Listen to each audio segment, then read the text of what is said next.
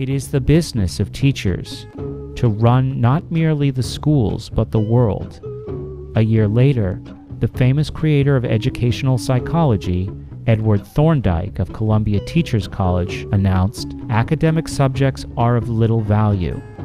William Kirkpatrick, his colleague at Teachers College, boasted in Education in the Social Crisis, the whole tradition of rearing the young was being made over by experts.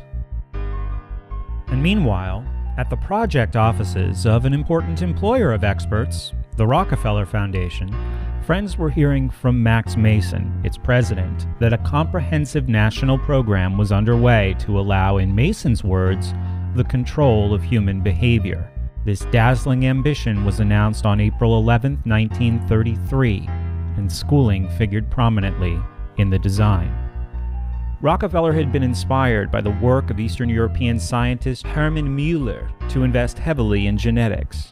Müller had used X-rays to override genetic law, inducing mutations in fruit flies. This seemed to open the door to the scientific control of life itself. Müller preached that planned breeding would bring mankind to paradise. His proposal received enthusiastic endorsement from the greatest scientists of the day, as well as from powerful economic interests. Müller would win the Nobel Prize, reduce his proposal to a 1,500-word Geneticist Manifesto, and watch with satisfaction as 22 distinguished American and British biologists of the day signed it. Just months before this report was released, an executive director of the National Education Association announced that his organization expected to accomplish by education what dictators in Europe are seeking to do by compulsion and force. And you can't get much clearer than that. World War II drove the project underground, but hardly retarded its momentum.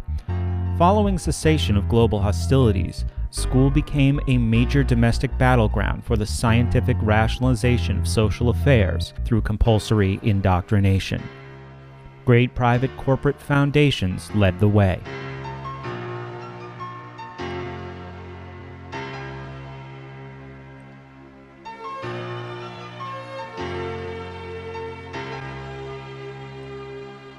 "30-odd years later, between 1967 and 1974, teacher training in the United States was covertly revamped through coordinated efforts of a small number of these private foundations, along with select universities, global corporations, think tanks, and government agencies, all coordinated through the U.S. Office of Education and through key state education departments like those in California, Texas, Michigan, Pennsylvania, and New York. Important milestones in the transformation were, number one, an extensive government exercise in futurology called Designing Education for the Future. Number two, the Behavioral Science Teacher Education Project.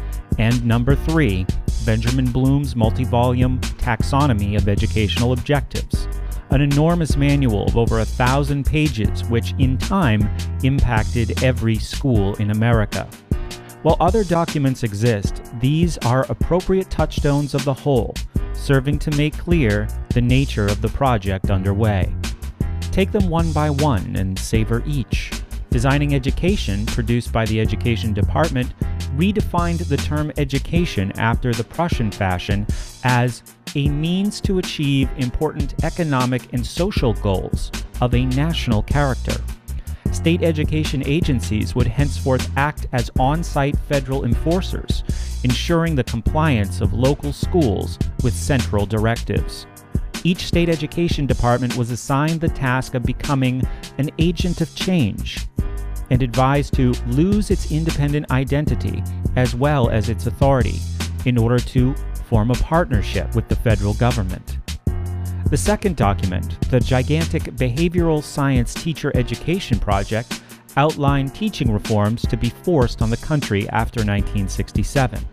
The document sets out clearly the intentions of its creators, nothing less than impersonal manipulation through schooling of a future America in which few will be able to maintain control over their opinions An America in which each individual receives at birth a multi-purpose identification number, which enables employers and other controllers to keep track of underlings and to expose them to direct or subliminal influence when necessary.